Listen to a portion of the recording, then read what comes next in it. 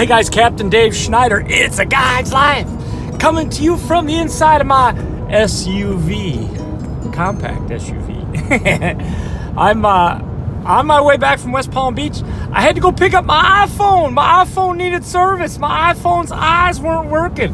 I had a burn spot in my sensor in my camera. Might be because it's in the sun all the time, I suppose. Could be. But they fixed it right at the iPhone store. I took it in there. They had to keep it overnight. But I was without my phone for the last 24 hours. So if I was hard to get a hold of, nothing new, right? Oh, look at here. Look at here.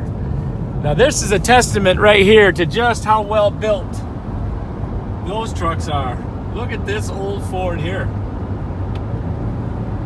Look at that baby right there. An F-350. Still on the road. Still hauling. You gotta love it, man. That thing's classic. Now that's an old truck. Oh my goodness gracious. Dually. I don't know if that's a foreshadowing or not, but I will tell you this. I'm getting a lot closer to buying a vehicle. In fact, there's a good chance that I might have a deal done by the end of this week. Oh my God, you guys, it's crazy. I'd never realized how much effort, and the problem is everything starts to look the same.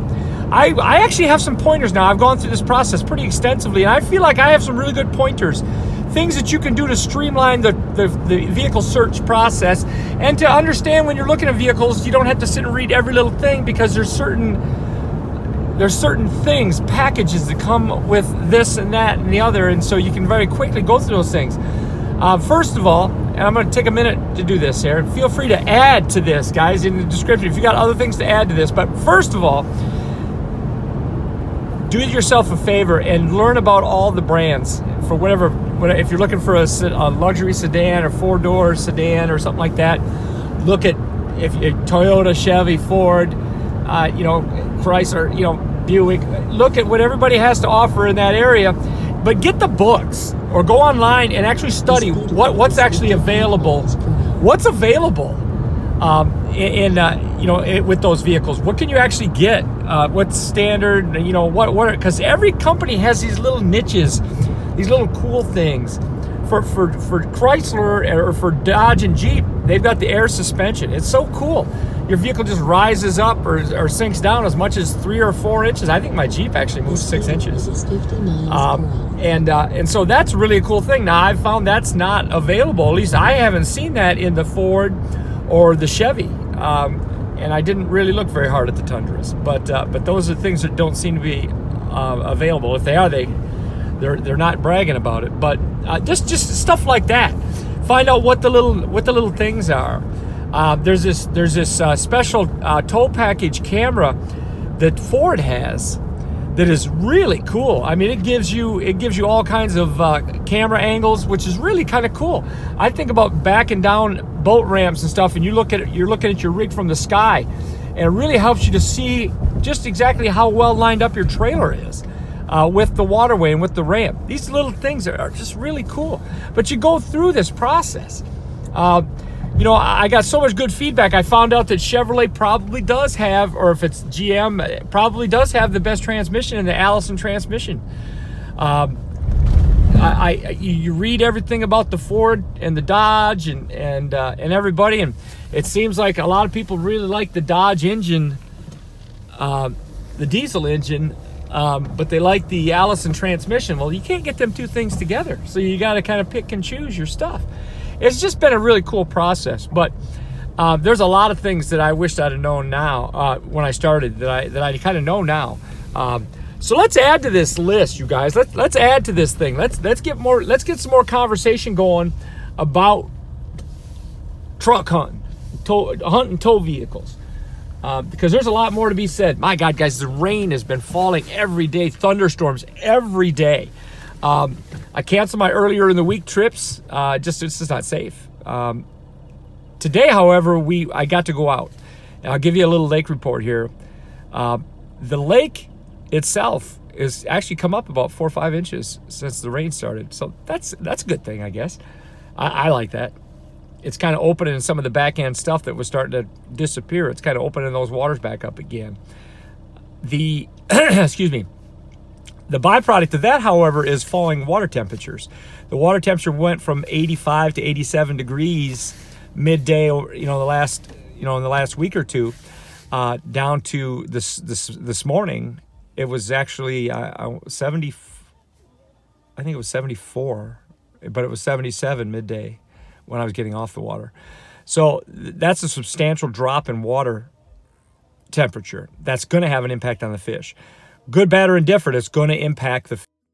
I will tell you, my guest caught a really good one this morning, and our numbers were down a little bit, but I think some of that was my guest.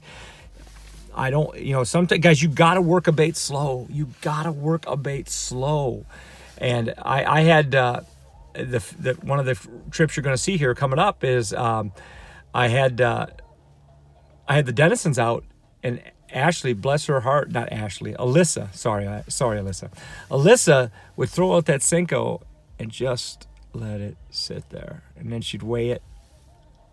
If it weighed less than, or if it weighed, if it weighed less than a half ounce, she'd just, set it back down again.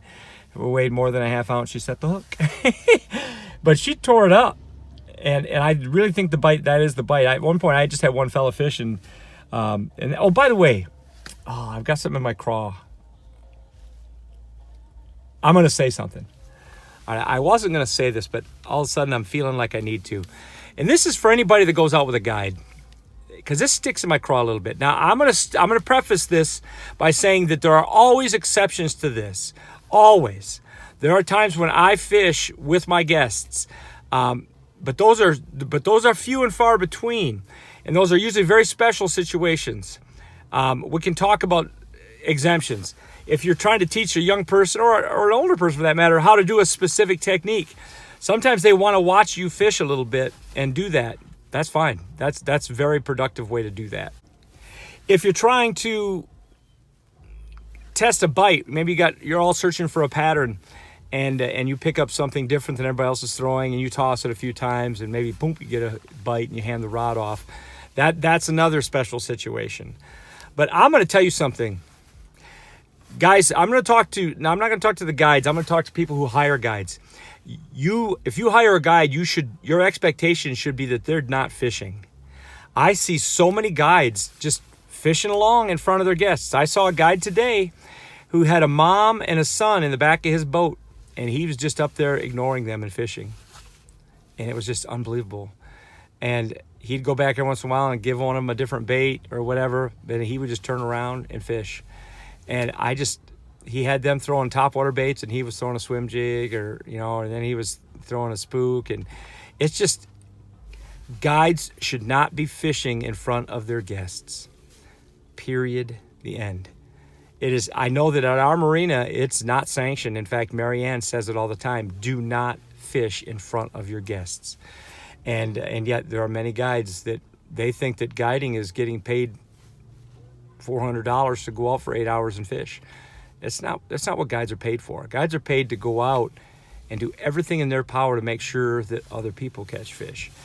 And I always think of the successes that my guests have and how good it makes me feel inside, because I know how hard I've worked to help them catch a fish. When we get these great big fish and these big stringers of fish and these 45 pounds and 38 pounds and 37 pounds and 28 pounds, that's not two seasoned tournament anglers going out and fishing. That's usually youngsters and older folks and ladies and just different folks that aren't hardcore bass fishermen. They're the ones catching those fish, and that's a special thing. Guys, if you're hiring a guide, you should not feel the least bit intimidated about saying, look, I'd appreciate it if you didn't fish. Do not let a guide fish in front of you. It's one thing now if you're trying to learn something from them and whatnot, or if you've got, maybe I've got people that I go out with that, heck, we're good enough friends that I fish just because it's like going out with your buddies and fishing. Don't let your guide fish in front of you. You're being cheated. And it's just not, I think it looks bad for our industry. So I'm done saying that. I hope I didn't rile anybody up too much or hurt anybody's feelings. I didn't mention anybody's names or anything like that. So it's not necessarily directed at any one person. But I'm going to tell you, don't let your guide fish in front of you. And if he is doing it, tell him that's not what you're paying for. And even if it means an uncomfortable, I'd rather have you say something like that and have maybe a half hour, 20 minutes of tension in the boat, but then you get what you paid for, than to have you sulk for 2 days afterwards because, they just, I don't know. Anyway, I wanted to mention that. Back to the lake report. The bite was on again today. Caught a couple fish on spinnerbait, which was really odd. Had a couple bites on the underspin, swim bait with an underspin. But then at the end of the day, man, the Senko was hot. Again, throwing it out. Now the wind was really blowing, and we got pounded on. We actually stayed on the water about 10 minutes longer than we should have, and we got drenched. And we had lightning popping over our heads and everything else. Man, I felt bad. I was stupid. Won't make that mistake tomorrow. Anyway, guys, just catching up with you. Wanted to throw this at you. I'm going to double load probably tomorrow. I'm going to double load. I've got 2 trips ready to come out. The Chris Reed and AJ trip. And then, of course, Alyssa Dennison. Charlie Dennis. Oh, I think I've got Alyssa's. Charlie, I haven't forgotten about you, but it'll probably be Alyssa Dennison and her husband Bobby, and then I got Charlie Dennis and his son's trip as well. Captain Dave Schneider, lots of great fishing coming to you. I hope the lake report helps a little bit. I was fishing up in the Harney Pond area again today, Monkey Box specifically, and I heard the water looks good in South Bay. Out towards Boy Scout Cut, the water's dirty, but inside of South Bay and Bay Bottom area and those kinds of things, the water's cleaning up. If there's cleaner water in there, there's fish in there, guaranteed. Captain Dave, it's a guy's life. Do me a favor, hit the like button. Share this thing if you got some friends, and for God's sakes, let's subscribe. I can tell by the when I read about the analytics of all of this, it says that over half of the people that look at the videos aren't subscribers. Create an account, create yourself a channel, and then get yourself in here as a subscriber. Captain Dave Schneider, I get paid for that stuff. I'll see you guys soon, man. Hopefully next time it'll be with very specific truck news.